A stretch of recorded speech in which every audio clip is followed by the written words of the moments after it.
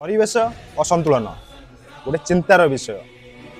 प्रचंड खरारे रास्ता तरली जा पक्षी मैंने अस्तव्यस्त हो पड़ुं मनीष चलवा उपयोगी होनी। जदि यही भाव तापमात्रा आम पृथ्वी में बढ़ आम आगामी पीढ़ी अस्तव्यस्त हे। ये भिडियो देखले आप निश्चित जानते प्रकृतिर एक कराल रूप आमको क्यों संकेत दौर आम कौन ए प्रस्तुत निश्चिंत ये भिडियो देखु आ जानतु।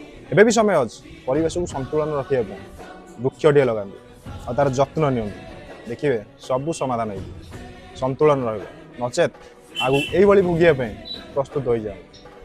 कारण प्रकृतिर छाट जो मनीष पड़ो ना किए भी अटकई पारे। ये भिडियो देखिए आप निश्चित जापर कौ भाई पक्षी गुड़ा छटपट होती कौ भाई चिड़िया गुड़ा मरी जा कौ भाई मनीष चलवा उपयोगी हो पार समय अच्छे संतुलन रक्षा कर परिवेश संतुलन हो गला सब समाधान हो अग्नि वर्षा हम रोड को ओसारिया करवा ना गछ गुड़ा कटा गछ कम लगा कि गछ लगा जाऊन लक्ष लक्ष टाँग खर्च कर गछ लगे तार जत्न किए नौना एबे भी समय सुधुरी जाते परिवेश संतुलन निहाती करते आगामी पीढ़ी भोगिया प्रस्तुत हो जाए। व्यवहार कर प्रत्येक दृश्य अत्यंत मर्मस्पर्शी तेणु या सेयार निश्चिंत करूँ और समस्त जन दिखाँ परिवेश संतुलन रखा गछटिए लगा।